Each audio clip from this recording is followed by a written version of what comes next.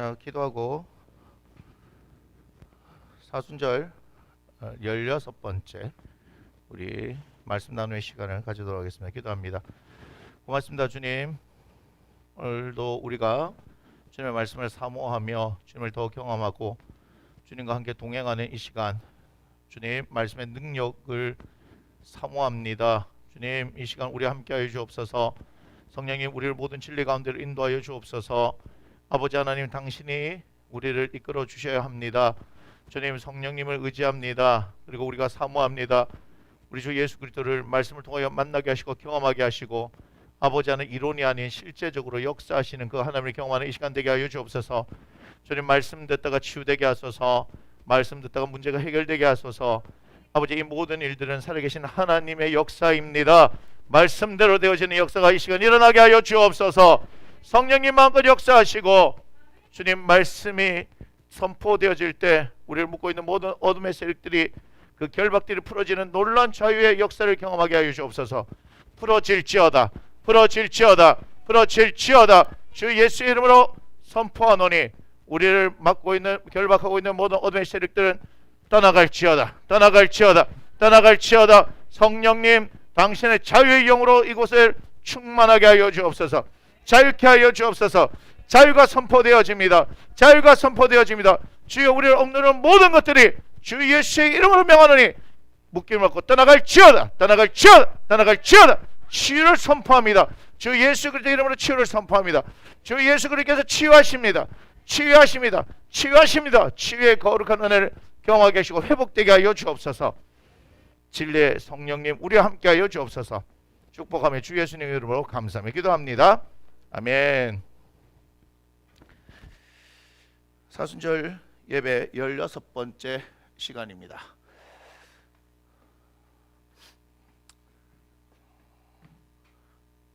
우리가 지금 예수 그리스도는 요한복음 1장 14절에 말씀하고 있는 바와 같이 은혜와 진리가 충만하신 분입니다.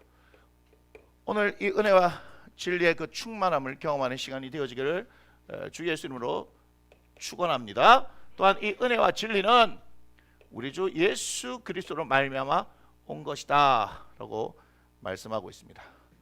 우리는 요한복음 8장 12절에 말씀하는 바와 같이 예수 그리스도는 세상의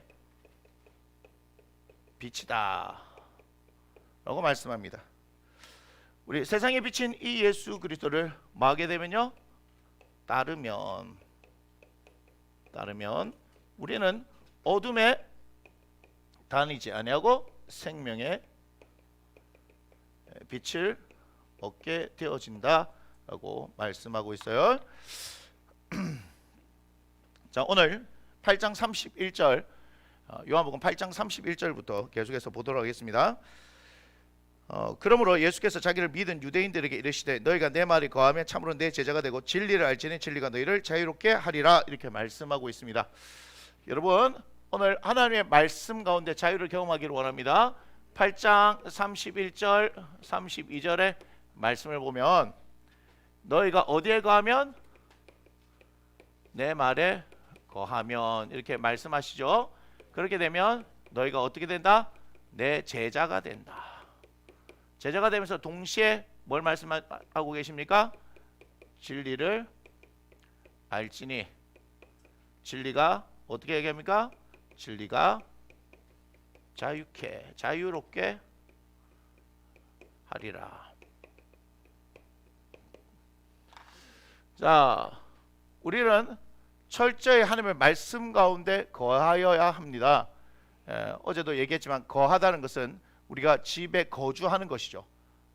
사는 걸 얘기하는 거예요. 그러니까 우리는 온전히 주의 말씀 안에 있어야 합니다. 그 말씀 안에 있다는 것이, 우리가 육신을 가지고 있는 인간이 그 예수님의 말씀 안에 거할 수 있습니까? 그게 아니죠. 뭐예요? 우리의 마음을 그 안에 살게 해야 하는 거예요. 그러니까 우리의 생각과 우리의 마음의 중심이 온전히 하나님의 말씀 안에 있어야 하는 거죠. 그건 뭐예요?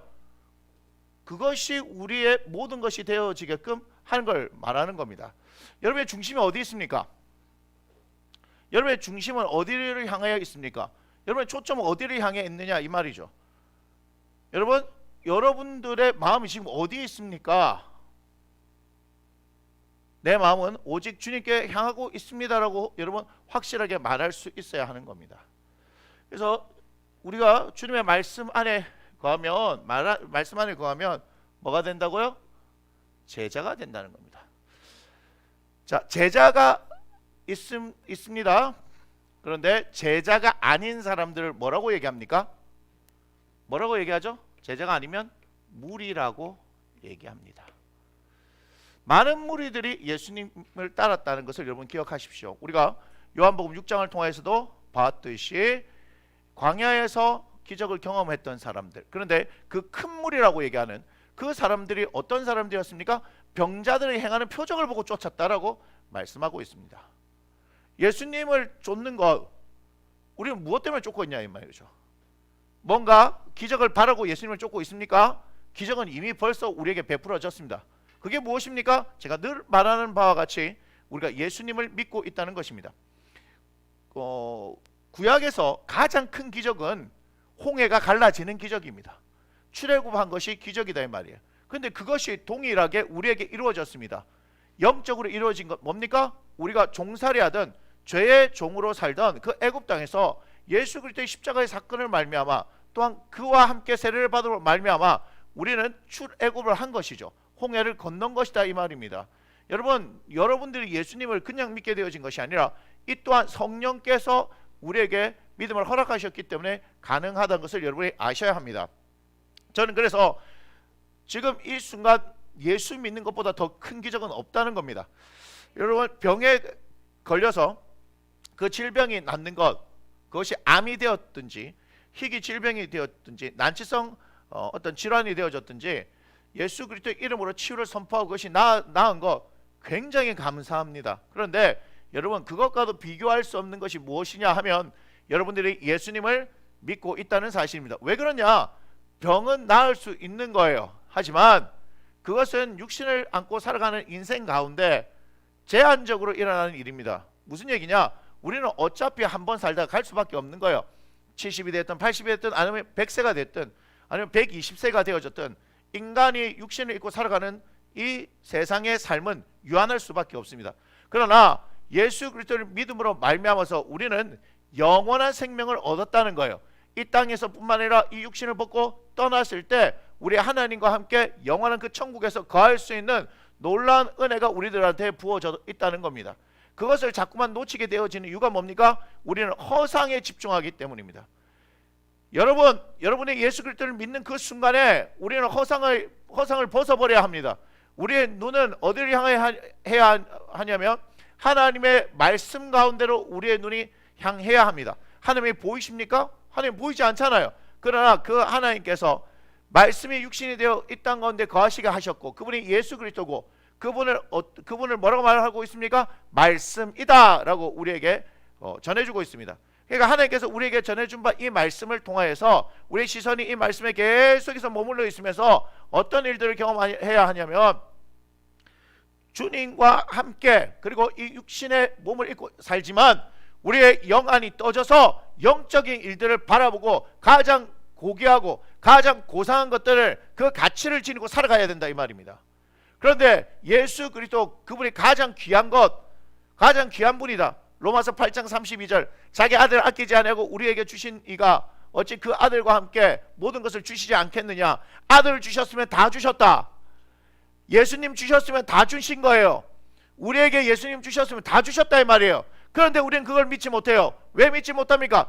계속해서 육신의 눈을 가지고 계속해서 우리의 정욕적인 만족들을 위해서 예수 그리스도를 믿으려고 하고 있기 때문입니다. 그분을 진정한 내 영혼의 구원자로서 내 인생의 모든 가치를 걸고 믿고 따라할 분으로서 선택하면서 나의 모든 정욕적인 것들, 나의 모든 그런 계획들, 나의 모든 어떤 욕망들, 그 야망들을 다 내려놓고 주 예수 그리스도를 따라야 하는 거예요. 누가복음 9장 62절에 보면 손에 쟁기를 잡고 뒤를 돌아보는 자는 하나님 나라에 합당하지 않다고 얘기했습니다. 그런데 우리는 뭐하고 있습니까? 끊임없이 뒤돌아보는 거예요. 예수 그리스도로 나를 따르라라고 주님께서 말씀하십니다. 그런데 우리는 그것을 따르지 아니하고 계속해서 뒤돌아보면서 이 세상의 미련을 계속해서 가지고 있는 거예요. 그러니 아무런 일이 일어나지 않는 겁니다. 여러분, 기적을 바랍니까? 기적을 바라면 뒤를 돌아보지 않고 주님을 따라야 하는 겁니다. 따를 때 기적이 일어나는 거예요. 그런데 왜 자꾸 뒤를 돌아보십니까? 아무런 기적이 일어나지 않습니다. 제자는 뒤를 돌아보는 게 아니에요. 지금 제가 누가복음 9장 62절을 얘기했지만 그 상황이 뭡니까? 예수님께서 너희는 나를 따르라 라고 얘기하는 거예요. 나를 따르라 얘기하는 거예요. 그런데 따르라고 얘기했는데 주님, 가족과 작별 인사를 해야 합니다. 주님, 제 아버지의 장사를 지내야 합니다. 끊임없이 뭐하고 있습니까? 주님의 제자로 부름을 받았으면 그분을 따라야 하는데 따르지 않고 어디를 보고 있는 거예요? 세상을 향해서 뒤를 돌아보면서 아쉬움을 계속해서 표현하고 있는 거예요. 그런 사람들 하나님 나라에 합당하지 않습니다. 우리는 어떤 사람들입니까? 우리는 주님께서 제자로 부르셨어요. 그래서 주님과 함께 동행하면서 우리의 주님과 함께 동행하는 삶을 통해서 예수 그리스도를 나타내는 그런 삶을 살게 하셨다는 거예요. 제자가 별거 있습니까? 스승을 닮아가는 게 제자 아니겠습니까? 스승의 생각을 배우는 사람이 제자 아니겠습니까? 스승의 삶을 닮아가는 게 제자 아니겠습니까? 간단합니다. 여러분들 예수님을 닮아가려고 합니까? 이 말이에요. 여러분, 예수님의 그 생각을 닮아가려고 합니까? 예수님의 그 가르침을 배우려 합니까? 예수님께서 살았던 삶의 방식을 그대로 살아가려고 합니까? 예수의 정신을 우리가 닮으려 합니까? 붙들려 합니까? 그 가치를 발견하려 합니까? 예수 그리스도께서 주신 십자가의 능력과 예수 그리스도가 주신 복음의 능력과 예수 그리스도를 통해서 우리에게 선포된 하나님 나라에 대해서 여러분의 관심을 가지고 있냐 이 말입니다. 근데 우리가 잘 알다시피 사도라고 부름을 받은 12명의 제자들, 그 중에서 한 사람은 뭐 하는 겁니까? 결국은 배반하는 거예요. 배반하는 거예요. 이렇게 예수 그리스도와 함께 울고 웃으며 먹고 마시며 동고동락을 했음에도 불구하고 이탈자가 생기는데, 그리고 나중에 십자가의 그 죽음을 향해 가는 그 주님을 배반해 버리는데, 자신에게 불리해지니까 어떻게 해요? 나는 결코 그를 알지 못한다라고 부인해 버리는데, 이 무리는 어떻겠냐 이 말이에요. 썩을 양식을 위해서 일하는 이들은 어떻겠냐 이 말이에요. 여러분들에게 질문을 하십시오. 여러분, 제자입니까? 무리입니까? 여러분들이 지금 예수 그리스도를 믿는다고 하면서 이 말씀 앞에 서 있는데, 여러분 단순하게 문제를 해결해 주시고 내 삶의 어떤 고난으로부터 벗어나고 역경으로부터 벗어나기 위해서, 질병의 치유의 목적을 위해서, 내 자녀를 위해서, 내 가정을 위해서 목적이 예수 그리스도를 닮는 것에 있지 않고 예수 그리스도와 함께 하기를 원하지 않고 그 말씀 따라 살아가고 순종하기를 원하지 않는다면 여러분들은 제자일 수가 없습니다. 여기 말씀하고 있죠. 내 말에 뭐하면? 거하면. 주님의 말씀에 거하면 내 제자가 되는 거예요. 즉 주님의 말씀 따라 살려고 하는 사람들이 제자가 되는 거예요. 그런데 우리가 요한복음 6장을 통해서 보지 않았습니까? 큰 무리가 따르는데 이들은 예수님께서 행하시는 병자들을 치유하는 표적을 보고 따르는 것이다. 그렇기 때문에 그들의 목적은 예수 그리스도가 아니었다고요. 여러분, 예수 그리스도가 목적이 된다는 것은 그분의 말씀대로 산다 이 말이에요. 그 말씀을 따른다는 얘기예요. 그 말씀을 나의 모든 것으로 알고 그것을 위해서 살아간다는 거죠. 그러나 무리들은 그 말씀에 관심이 없습니다. 그러니까 나중에 얘기하죠. 생명이 되신 예수 그리스도를 계속해서 얘기하는데 그들이 알아듣지 못합니다. 그래서 많은 사람들이 이 말씀 참 어렵다 그리고 떠나가죠. 12사도를 향해서 예수님이 말씀하셨잖아요. 너희도 가려느냐? 그때 베드로가 뭐라 얘기합니까? 주여, 영생의 말씀이 여기 있는데 우리가 어디로 가겠습니까? 우리가 지금 이 시간에, 이 사순절 이 기간에 하나님의 말씀을 사모하며 이 자리에 있는 것 자체가 여러분 무리가 아니라 제자라는 것 증거 아니겠습니까? 제자라는 증거 아니겠습니까? 왜 하나님의 말씀을 배웁니까? 왜 하나님의 말씀을 들으려고 합니까? 여러분, 주님의 가르침이 무엇인지, 그분이 누구인지 알고 그분께서 원하시는 인생을 살아가기 위해서 여러분 말씀 앞에 선 거 아니겠습니까?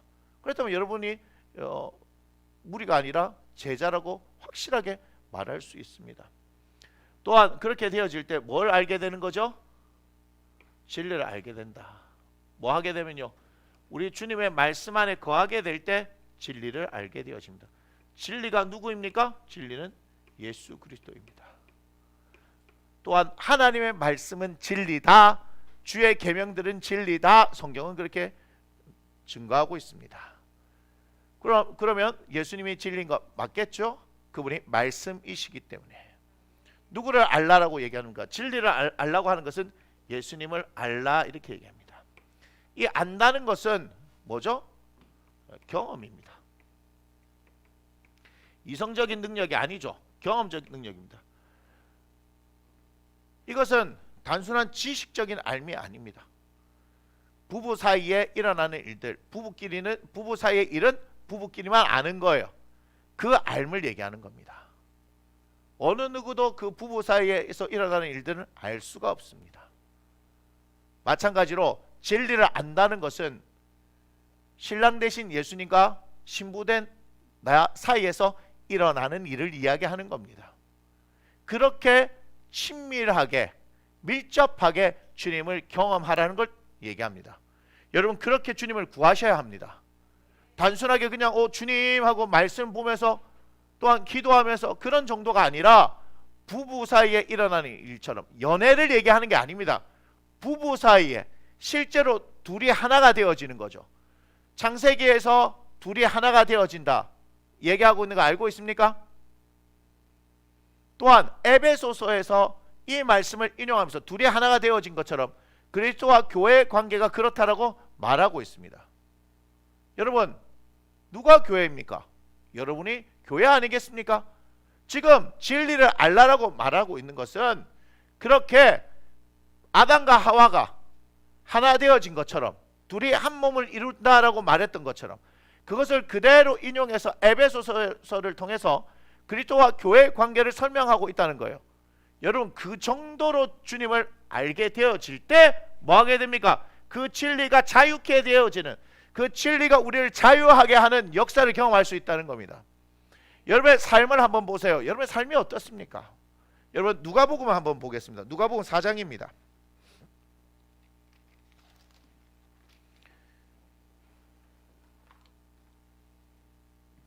누가복음 4장 16절 이후를 보겠습니다. 누가복음 4장 16절 이후를 보겠습니다.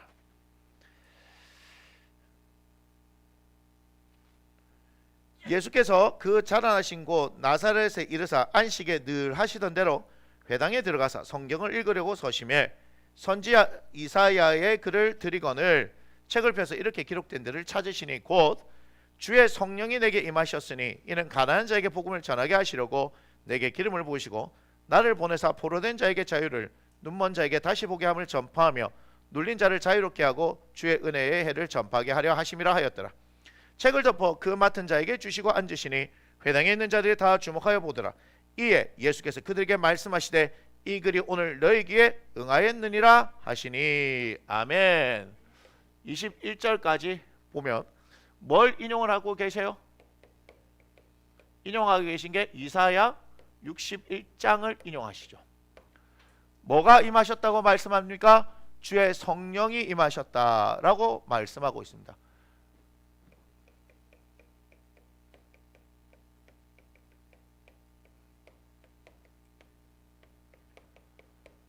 자, 주의 성령이 임하셨는데요, 임하셨으니 이는 주의 성령이 임하신 그 이유가 뭐냐 이렇게 얘기하죠. 가난한 자에게 복음을 전하게 하려고 하는 겁니다.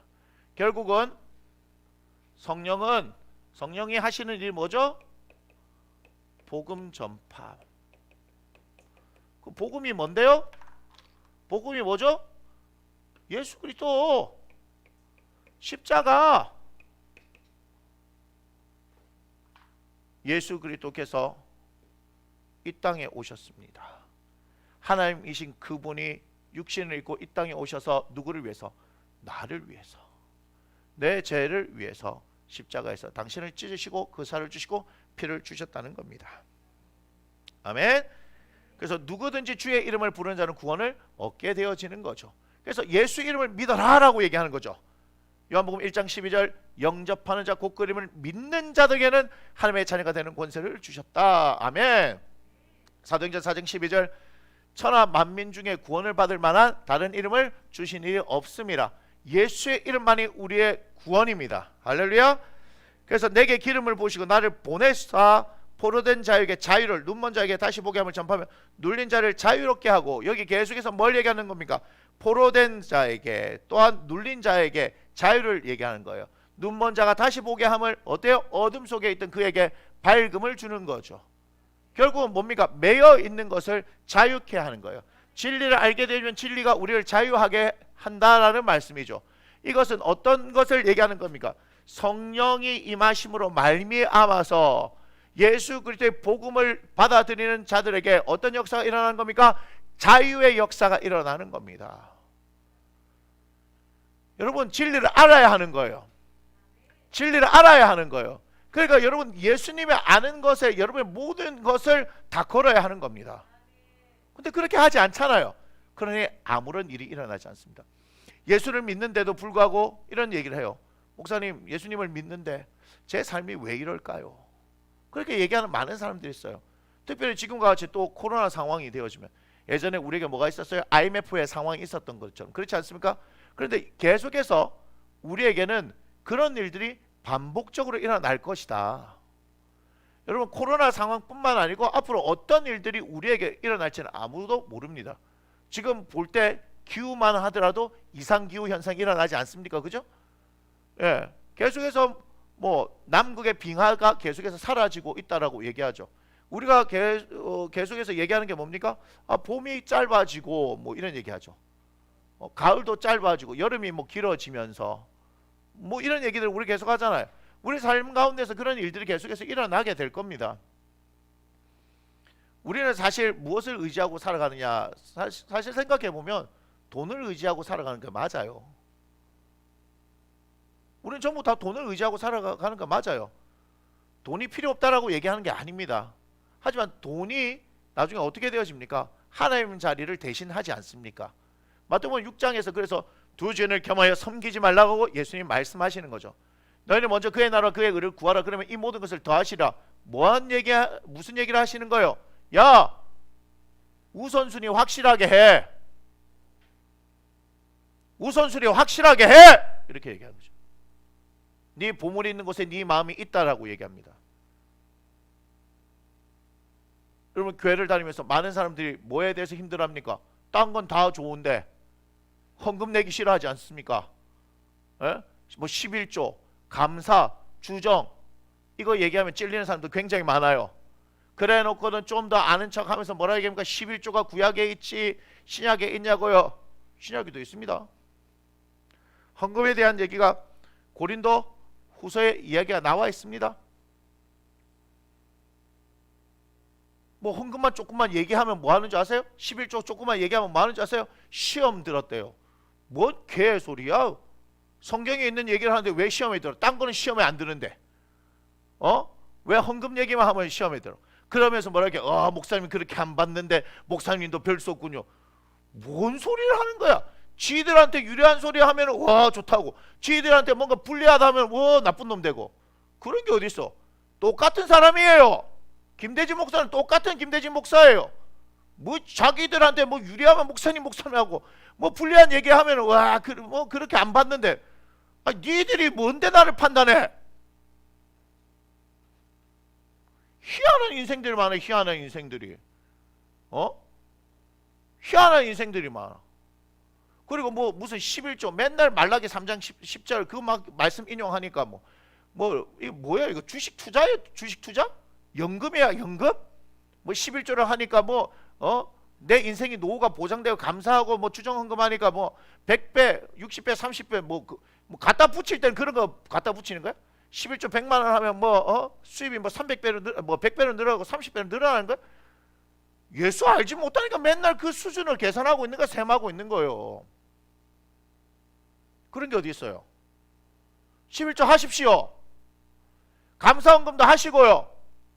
주정헌금도 제발 좀 하세요. 헌금 개수하는데 가만히 보면요, 액수가 중요한 게 아니라 감동이 되어지는 헌금들이 얼마나 많은지 아십니까? 거지 동냥하듯이 막 의무감으로 넣지 마세요. 1,000원, 2,000원 액수가 중요한 게 아닙니다. 이 아이들이요, 주님 앞에 드리는데 1,000원 그 헌금이 빳빳한 돈으로 바꾸려고 하고 자기들 상황에서 최선을 다해서 드리는 거 보면요, 어마어마하게 감동됩니다. 아십니까?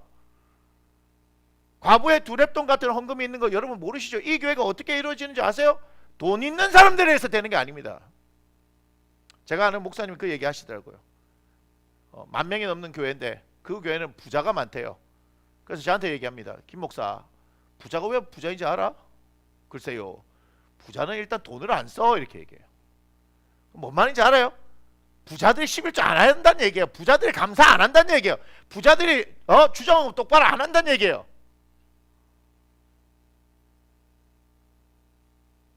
저는 그래서 과부의 두랩돈이 아름답다고 얘기하는 겁니다. 그 과부의 두랩돈 누가 보면 21장을 잘 보세요. 우리 주님께서 감동하셨잖아요. 우리 주님 감동시키면 어떤 일이 일어나는 줄 아세요? 성경이 그걸 얘기하는 거예요. 우리 출애굽기만 가더라도 하나님을 두려워하는 산파들 2사람 있지 않습니까? 자신의 목숨을 걸고 바울의 명령에 위반하여 뭐 했습니까? 살려주잖아요. 그래서 하나님께서 어떻게 하십니까? 하나님을 두려워하는 그들에게 흥왕하게 하신다. 뭔가 하나님을 감동시킬 만한, 즉 첫 번째, 하나님을 정말 두려워하는 마음으로, 정말 하나님을 사랑하는 마음으로 여러분 뭔가를 해보세요. 동기가 선하지 않잖아요. 동기가 선하지 않으면서 뭔가 저기 뭐 자꾸 로또 무슨 복권 뽑는 거예요? 하나님이? 로또 자판기야? 하나님을 개떡같이 알면서 똑바로 알지도 못하면서 그분의 어떤 분인지, 그분의 일하심이 무엇인지도 알지 못하면서 그냥 내 생각에서 주워 들은 걸로 가지고 내가 이렇게 했으니까 하나님 이렇게 하시겠지. 거래해요? 거래하냐고요? 제가 또 얘기합니다. 하나님께서 이 땅 가운데 예수 그리스도를 주신 것은 다 주신 거예요. 근데 우리는 그것에 초점이 가 있지 않습니다. 계속해서 어때요? 떡 고물에만 관심이 있어요. 가나안 여인, 수로보니게 족속, 귀신 들린 그 딸을 둔 그 어머니가 예수님을 향해서 다윗의 자손이여 나를 불쌍히 여겨소서, 내 딸이 귀신 들렸나이다 할 때 대꾸도 하지 않았던 그분, 자녀들의 떡을 채 개들에게 주는 것은 마땅하지 않다 개 취급했던 그 여인. 근데 그 여인이 어디에 주목한 줄 아십니까? 오직 예수 그리스도께 주목했다 이 말입니다. 여러분이 예수 그리스도께 주목하고 있냐 이 말이에요. 여러분 아무것도 아닌 것 같지만 여러분의 관점이, 여러분의 중심이 예수 그리스도께 가 있다면 여러분 인생은 바뀔 것입니다. 성경은 그것을 얘기하고 있는 거예요. 지금 보십시오. 주의 성령이 임하셔서 복음을 전하게 하셔요. 그때 무슨 일이 일어났다고요? 그때 뭐가 일어난 거예요? 자유의 역사가 일어나는 겁니다. 자유의 역사. 이 세상의 것들이 우리를 묶지 못합니다. 왜 필요합니까? 그렇지 않으면요, 육신을 입은 인간은요 끊임없이 어디를 향해서 가게 돼 있어요? 육적인 것을 향해서 가게 돼 있습니다. 내가 날마다 나를 쳐서 복종시키지 않으면, 즉 뭡니까? 나를 쳐서 복종시키는 것이 하나님의 말씀 앞에 있는 것이요, 나를 쳐서 복종시키는 것이 기도하는 것입니다. 나를 쳐서 복종시키는 것이 큐티를 하면서 주의 말씀을 들으려고 하는 거예요. 나의 욕구는 올라올 것입니다. 끊임없이 육신을 입은 인간이기 때문에 이 육신의 생명이 다하기 전까지는, 호흡이 다하기 전까지는 끊임없이 우리 안에 그 욕구들이 올라올 거다 이 말입니다. 그런데 우리가 주님의 말씀 앞에 귀를 기울이고 기도하면서 주님의 뜻을 구하기 시작하면 어때요? 그 욕구와의 싸움에서 이길 수가 있는 것이죠. 하지만 우리가 그렇게 하지 않으면 어떻게 되어집니까? 그 욕구가 우리를 지배하고 결국은 말씀과 성령이 이끄는 대로 살아가지 못하고 그 욕구가 이끄는 대로 살아가는 거다 이 말입니다. 그렇게 되어지면 어떤 현상이 발생하는 줄 아십니까? 우리는 계속해서 거기에 묶이게 되어집니다. 그것이 성경이 말하고 있는 바입니다. 예. 로마서 6장을 보면요, 이렇게 얘기하고 있습니다. 로마서 6장 16절.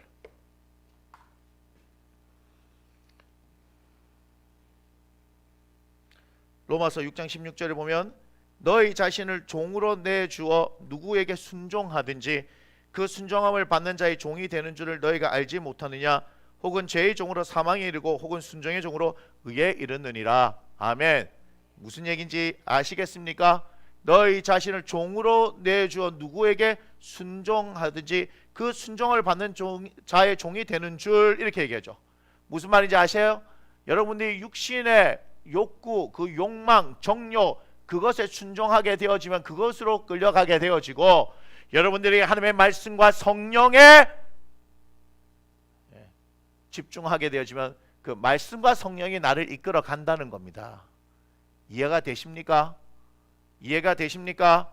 그런데 예수를 믿는다고 하면서 하나님의 말씀을 펼쳐서 읽어보지도 않고 공부하지도 않고 기도하지도 않고 하나님의 말씀 앞에서 당신의 음성을 듣지도 않는 사람들이 어떻게 하나님의 말씀에 순종해서 살아갈 수 있겠냐, 이 말입니다.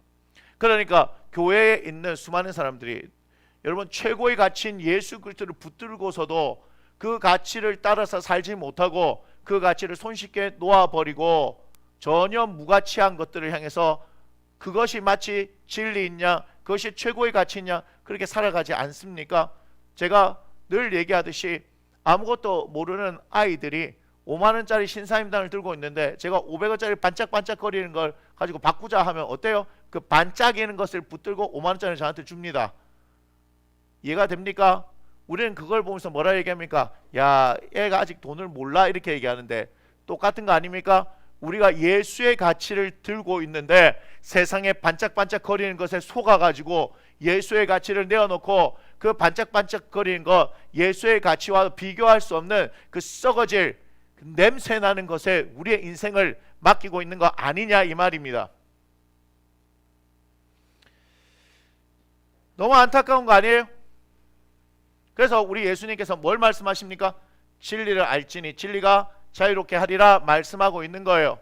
그 진리를 경험하라고 얘기하는 겁니다. 진리를 경험하라고 얘기하는 겁니다. 여러분, 진리를 경험하게 되어지면요, 그 진리를 경험하는 그 일에 여러분 인생을 걸 수 있는 겁니다. 사도 바울이 얘기하는 거잖아요. 가장 고상한 지식 예수 그리스도로 얘기하잖아요. 자신의 삶이 어땠다 한번 볼까요? 빌립보서 3장입니다.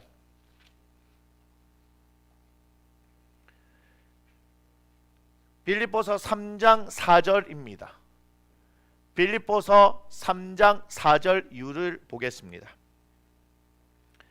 그러나 나도 육체를 신뢰할 만하며 만일 누구든지 다른 이가 육체를 신뢰할 것이 있는 줄로 생각하면 나도 더욱 그러하리니 나는 8일 만에 할례를 받고 이스라엘 족속이요 베냐민 지파요 히브리인 중에 히브리인이요 율법으로는 바리새인이요 열심으로는 교회를 박해하고 율법의 의로는 흠이 없는 자라. 자기가 이전에 어떤 사람이었던가 하는 것을 설명하고 있는 거예요.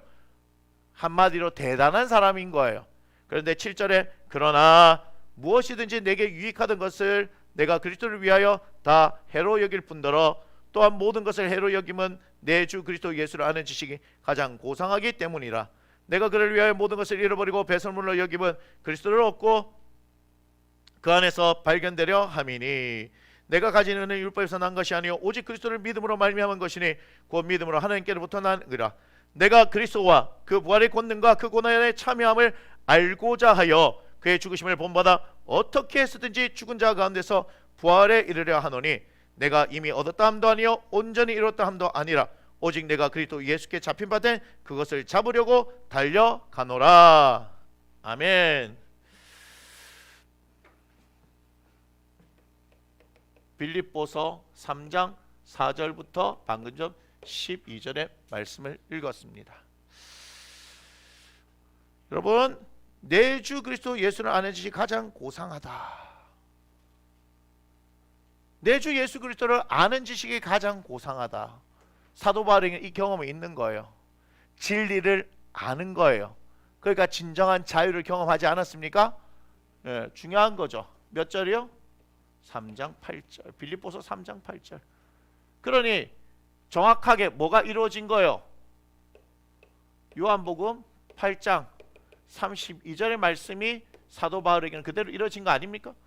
진리를 알지니 진리가 너희를 자유롭게 하리라.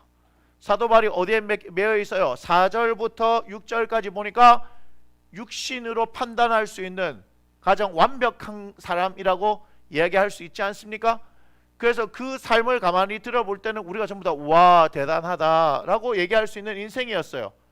그러니까 사도 바울도 그런 줄 알았어요. 예수 그리스도를 만나기 전까지. 예수 그리스도를 만나고 그분을 경험하고 나니까 어떤 일이 발생한 거예요? 야, 내가 똥에 관심이 있었구나. 냄새 나는 것, 썩어질 것에 관심을 가지고 있었구나. 진정한 가치가 예수 그리스도인데 내가 그걸 몰랐구나. 내가 희분이 있는 게 뭐가 중요해? 내가 바리새인 있는 게 뭐가 중요해? 내가 율법으로 흠이 없던 거, 야, 이게 도대체 뭐였냐 이 말이야. 뭐였냐? 내가 썩어서 냄새 날 것에 내 인생을 걸었구나. 내 가치를 걸었구나. 그런데 예수 그리스도를 발견하게 되니까, 예수 그리스도를 만나게 되어지니까 다 똥이다. 다 똥이다.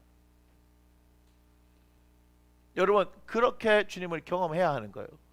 혹시나 착각하지 마십시오. 지금 이렇게 되어진 것은 사도 바울 정도나 돼야 되는 거지, 우리 같은 사람이 땡! 탈락. 그래서 우리에게 누가 계신 겁니까? 보혜사 성령님 계시다. 성령님께서 도우신다. 성령께서 우리를 이끌어 가신다. 아멘. 여러분, 성경에 나와 있는 인물들은 뭐예요? 우리에게, 오늘날을 우리에게 살아가는 우리들에게 그냥 대표성을 가진 예일 뿐입니다. 우리의 힘과 우리의 능력으로 살아가는 것을 얘기하지 않습니다. 이해가 되십니까? 사도 바울도 지금 그가 이렇게 고백할 수 있었던 것은 예수 그리스도와 누구 때문에? 그 성령 때문에 가능하게 된 일이에요. 성령께서 이 일을 가능하게 하십니다. 그래서 여러분, 성령님을 갈망해야 하는 거예요. 성령님을 알아야 하는 거예요. 성령의 충만을 구해야 하는 거예요. 그런데 이분이 또 무슨 영인 줄 아십니까? 이분이 자유의 영이십니다. 주는 영이시니 주의 영이 계신 곳에는 자유가 있느니라. 아멘. 주의 성령은 자유케 하시는 영이에요. 우리 주 예수 그리스도께서 행하셨던 그 사역들이 주의 성령에 사로잡혀서 일어난 사역을 얘기하는 겁니다. 그런데 여전히 지금 보세요. 여러분이 종으로서 산다는 걸 뭘 얘기하는 건지 아십니까? 지금 빌립보서 3장 4절부터 6절의 말씀처럼 사도 바울의 어떤 그 이전의 모습들, 우리도 이와 같이 살고 있는 거 아니냐 이 말입니다. 그가 지금 저것이 자신의 인생에 있어서 굉장한 특권인 줄 알았고, 남들이 가지지 못한 자기만이 가지고 있는 어떤 굉장한 것인 줄 알았는데, 예수 그리스도를 만나니까 아무것도 아니란 걸 알게 된 거예요. 예수 그리스도를 만난 사람들의 특징이 이렇습니다. 예수 그리스도를 만나게 되어지면 내가 지닌 가치들이, 세상에서 내가 추구했던 가치들이 아무것도 아닌 것을 알게 되어집니다.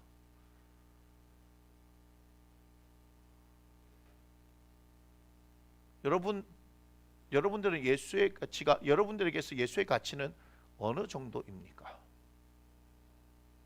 예수의 가치를, 진정한 가치를 알기 때문에 이들은 순교할 수 있었던 겁니다. 순교는요, 내가 해야지 해서 되는 게 아닙니다. 그 죽음의 공포 앞에서 우리 주 예수 그리스도를 만남으로 말미암아서 참된 자유를 얻은 사람들만이 순교자의 반열에 오를 수 있는 거예요. 저에게 질문을 할 수도 있겠죠. 목사님은 순교할 수 있습니까? 예수님 때문에. 제가 정직하게 얘기할게요. 잘 모르겠습니다.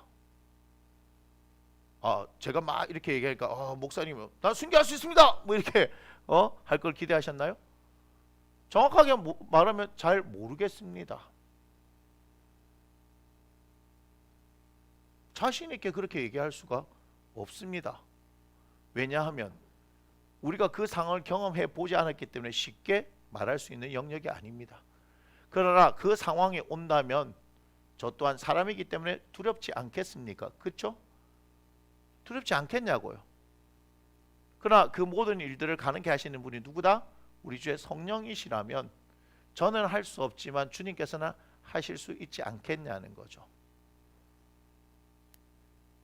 그래서 하나님의 나라는 말에 있는 것이 아니라 능력에 있습니다 라고 얘기하는 거죠.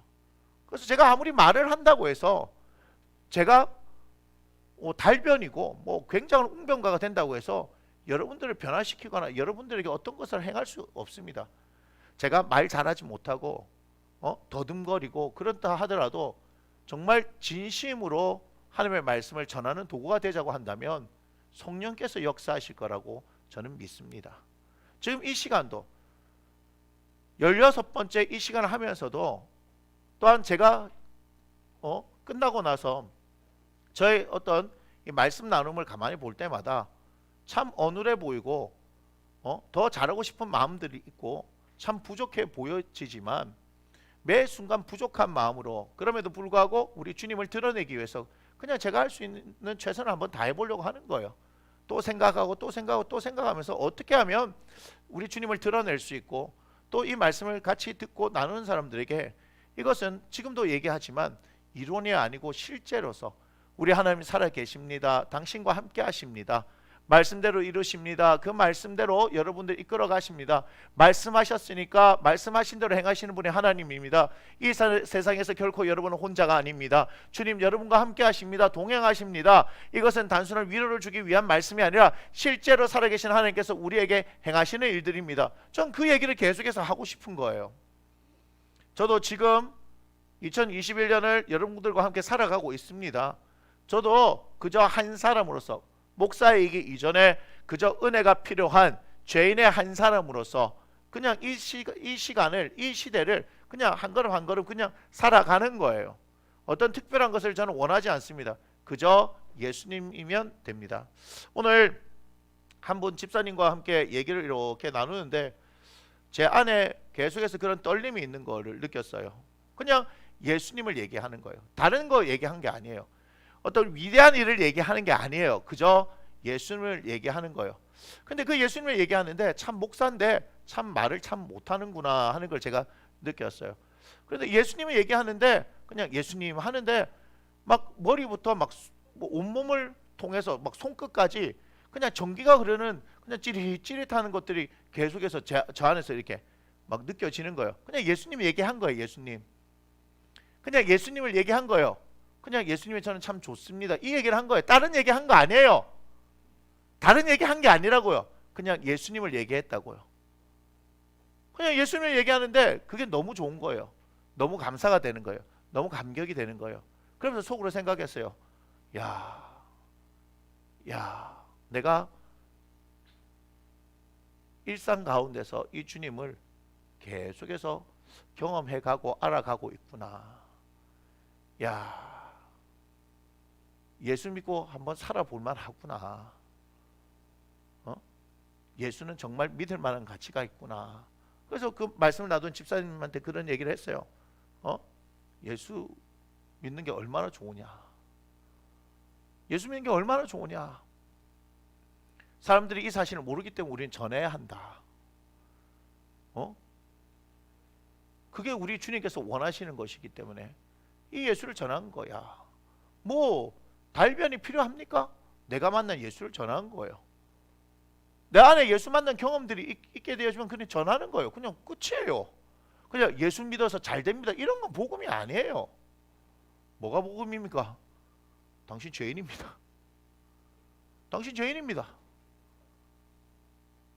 근데 그 죄의 문제를 해결하실 분은 예수님밖에 없습니다. 예수님 믿으세요. 이게 복음 아니에요? 뭐 더 얘기할 기회가 있으면 당신의 죄를 위해서 예수님께서 십자가에서 돌아가셨습니다. 그 피를 통하여 우리는 깨끗게 되어지는데 죄의 문제 해결되어지는데 이 예수를 믿으시겠습니까? 그냥 그거 아니에요.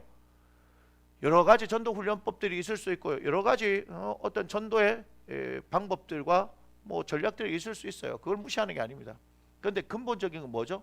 주님을 사랑하는 마음이 우리 안에 있어야 하고, 또한 그 주님께서 저 영혼들을 바라보면서 아파하시는 그 마음들이, 영혼을 향한 마음들이 우리 안에 있어야 되는 거 아니겠냐 이 말이야.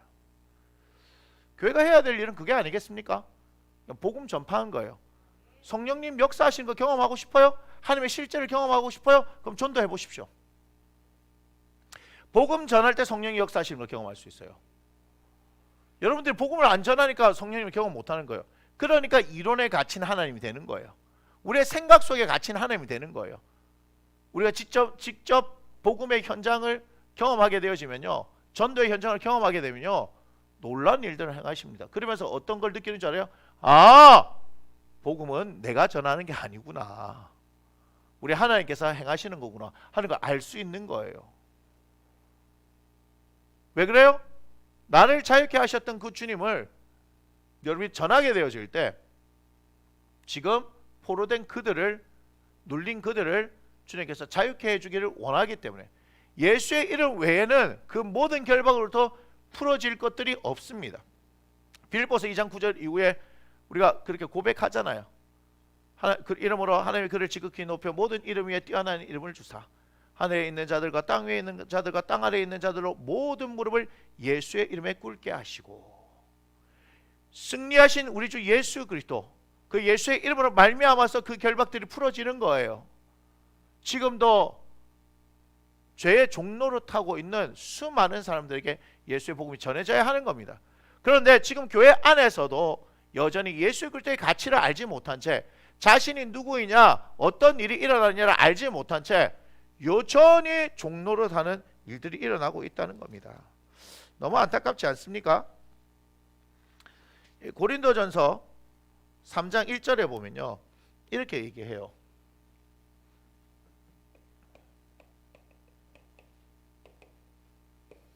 고린도전서 3장 1절, 형제들아 내가 신령한 자들을 대함같이 너에게 말할 수 없어서 육신에 속한 자 곧 그리스도 안에서 어린아이들 대함과 같이 하노라, 이렇게 얘기합니다. 히브리서 5장 13절 14절 보면 어린아이 같은 신앙과 장성한 자의 신앙에 대해서 얘기를 하는데요, 여기서 지금 어린아이 같은 신앙에 대해서 사도 바울이 뭐라고 얘기합니까? 육신에 속한 자, 이렇게 얘기하죠. 즉 교회 안에서 여러분 예수님을 믿는다라고 얘기하는데도 불구하고 어떻게 해요? 세상에서 하던 것을 그대로 하는 사람들 많잖아요. 그 사람들이 뭐예요? 어린아이와 같은 신앙을 가진 사람이에요. 예수를 안 믿는 건 아니에요. 하지만 여전히 육신에 속한 자로서 그대로 교회 안에서 행하는 사람들을 보고 뭐라 그런다? 제가 왜 고함을 질렀게요? 조는 사람들이 있었어요. 이 중요한 얘기를 하는데 졸 수가 있나요? 다시 말씀드립니다. 육신에 속한 자와 같이 행하는 사람들이 있다. 교회 안에는 그런 사람들이 있다. 그를 어떻게 해요? 성장하게 해야 하는 거예요. 이것은 하나님의 말씀으로서만 가능케 되어지는 겁니다. 여러분의 인생의 변화를 경험하고 싶어요? 여러분의 인생 가운데서 변화를 경험하고 싶습니까? 그러면 진리를 알기 원합니다. 예수님을 경험하기를 원합니다. 그렇게 하지 않고서는 여러분의 삶에 아무런 변화가 일어나지 않습니다. 지독하거든요. 로마서 7장에서 그렇게 얘기하잖아요. 오호라 나는 공고한 사람이로다. 이 사망의 법에서 누가 나를 건져내랴, 이렇게 얘기하잖아요. 죄와 사망의 법과 생명의 성령의 법, 그 안에서 갈등하고 있는 한 사람의 모습을 그리고 있지 않습니까? 그것이 우리입니다. 그러나 로마서 8장 1절 이후에 보면 생명의 성령의 법이 죄와 사망의 법에서 너를 해방하였다라고 단호하게 선포합니다. 할렐루야! 예수 그리스도를 말미암아서 우리는 죄와 사망의 법에서 이겼다고 얘기하는데, 그런데도 여전히 육신에 속한 자들처럼 살아가고 있는 사람들이 교회 안에 너무나 많다는 거예요. 자라지를 않아요. 자라지를.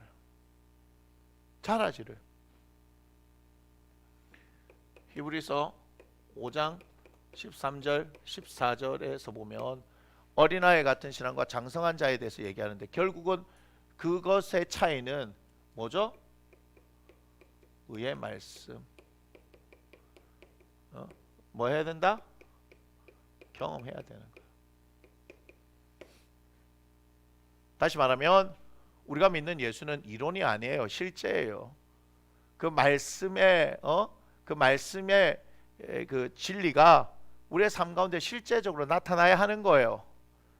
그런데 그렇게 하지 못하잖아요. 왜 그러냐? 이것이 경험되어지려고 하면 반드시 뭐가 있어야 되는 줄 알아요? 반드시 고난이 있거든. 반드시 고난이 있거든요. 고난이 없으면 우리는 하나님의 말씀의 진리를 경험하지 못해요. 그런데 참 안타까운 게 뭐냐면 예수님을 모르니까 뭔가 어려움만 있으면 자꾸 피해서 기어 들어가. 다 회피하려고 그래. 그러면 말씀을 경험하지 못해요. 계속해서 어떻게 있어야 되는 줄 알아요? 어린아이 같이 살아야 돼요. 어린아이 같이. 예수를 믿음에도 불구하고 여전히 육신에 속한 자들처럼 사는 거예요. 거기서부터 우리 주 예수 그리스도께서 우리를 구원해 주셨음에도 불구하고 여전히 자라지 못하죠. 요즘도 우리가 그 세상에 보면 어떤 얘기를 해요? 어른아이라는 얘기하죠. 어른아이. 들어보셨어요?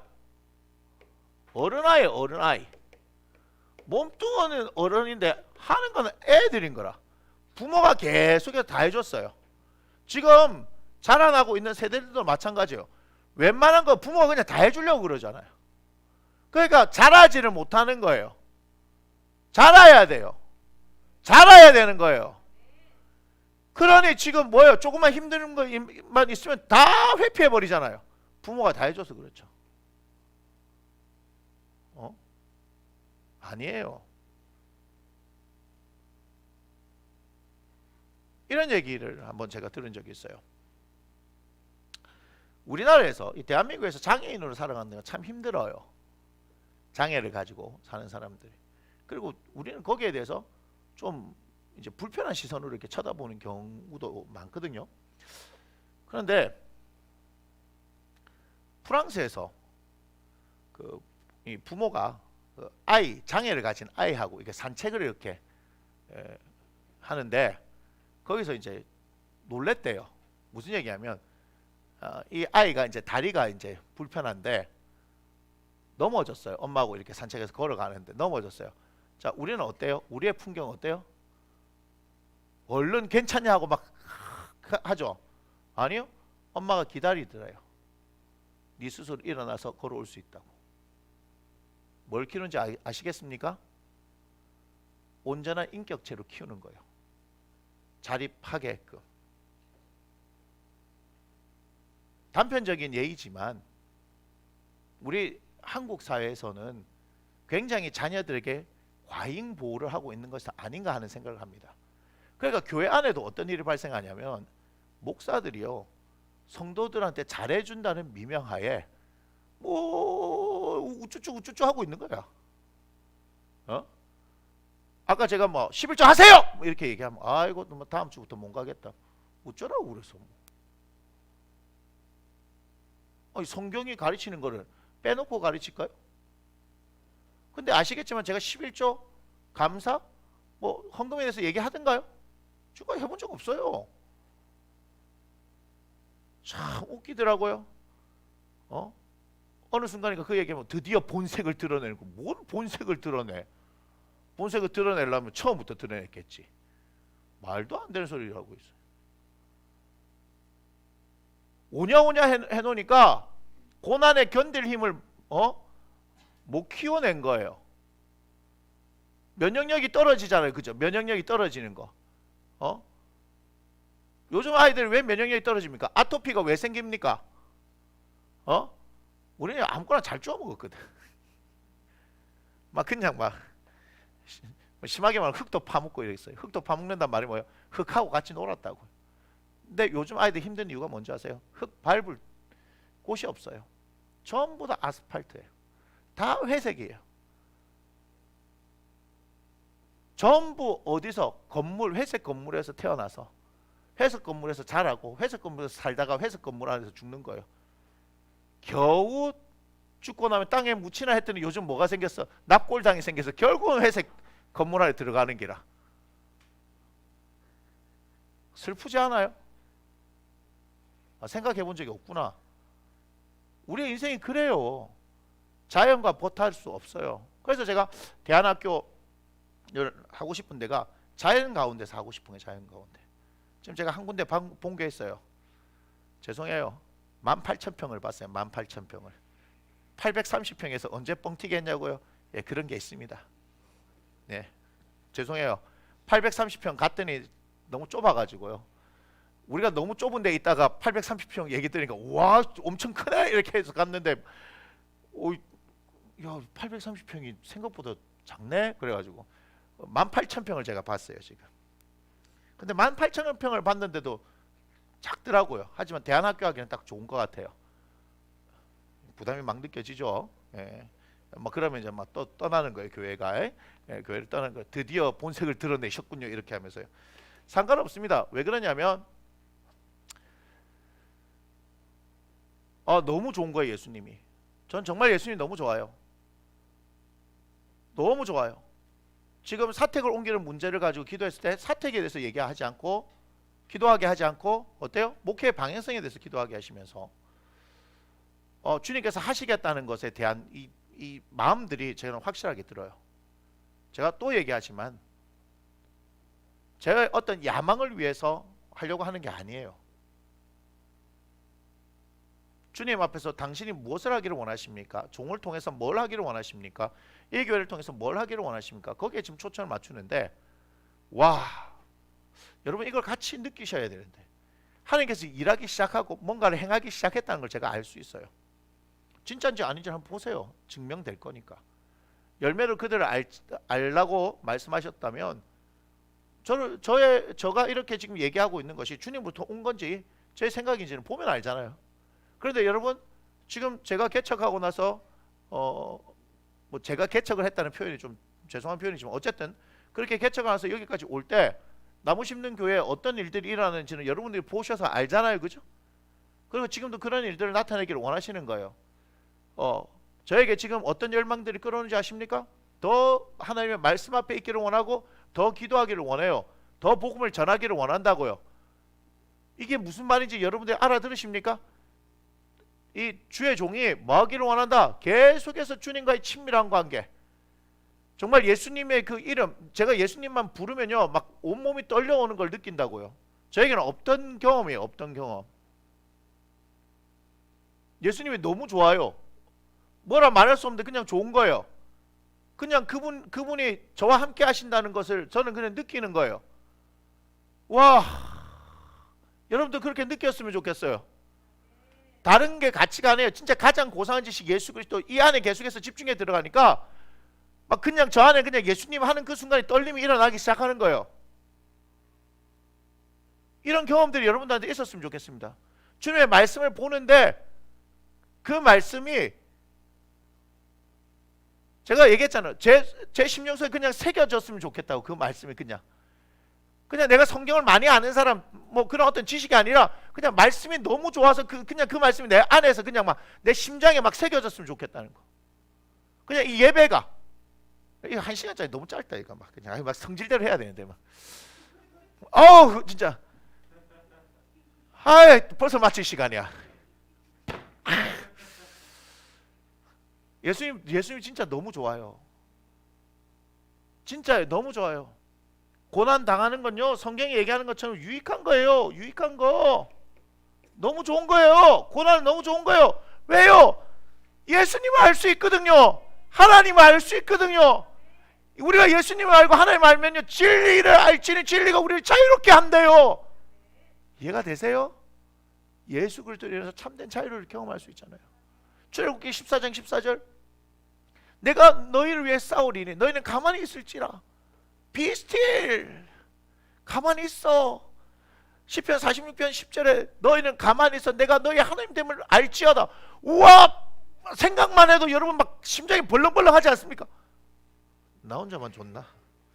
시편 46편 말했으니까 막 요렇게만 하고 오늘 마칠게요. 와 막 심장이 벌렁벌렁 하지 않아요? 저 혼자만 그렇나요? 와 진짜 너무 좋은데. 자 시편 46편 10절 이 말씀을 쫙 읽어보고 그러면서 출애굽기 14장을 한번 읽어보세요. 14장 14절도 한번 읽어보시고 46편 10절 찾으셨으면 우리 한 목소리 읽어봤으면 좋겠습니다. 46편 10절 시작. 이르시기를 너희는 가만히 있어 내가 하나님 됨을 알지어다. 내가 문나라 중에서 높임을 받으리라. 내가 세계 중에서 높임을 받으리라 하시도다. 아멘. 그 가만히만 있으면 되잖아. 가만히 있으면 되잖아. 가만히 좀 있으라니까. 호들갑 좀 떨지 말고 그냥 주님 be still. 주님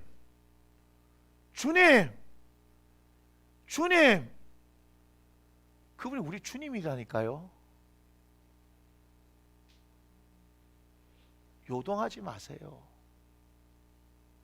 잠잠하게 주님. 그게 스틸이라는 찬양이 있죠. 주 품에 그 찬양 있잖아요, 그죠? 네, 그 오늘 한번 들어보세요. 들으면서 잠자라니까. 이 말씀 읽다가 그 찬양 틀어놓고 주 품에, 그게 아마 스틸일 거예요, 아마 제목이 영어로. 그거 탁 찬양 묵상하면서 들어보여요. 그냥 가만히 있으면 높은 파도 날 향해 와도, 그죠?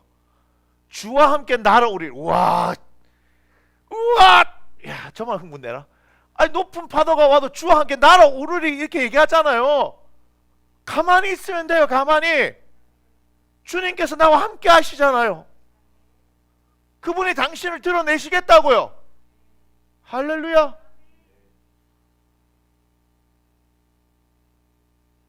오늘도 여전히 요한복음 8장 32절의 벽은 넘지 못했습니다. 월요일날 뵐게요. 시편 46편 10절을 기억하시고 여러분 그 말씀을 가만히 묵상하면서 또한 주품에라는 스틸이라는 찬양을 들으시면서 그 주님 나의 주님이십니다. 오늘 그 은혜와 감격 가운데 잠드는 저와 여러분이 되어지기를 원합니다. 기도하겠습니다. 고맙습니다. 주님, 너무 고맙습니다. 당신이 나의 하나님이셔서, 당신이 나의 주님이셔서 너무 고맙습니다. 계속해서 말씀을 볼 때마다 한 구절 한 구절이 어떻게 이렇게 감사한 것밖에 없는지, 아무것도 아닌 우리들을 너무나 사랑하시는 그 사랑, 사실 알 수가 없습니다. 그 사랑이 너무 커서 사실은 알 수가 없습니다.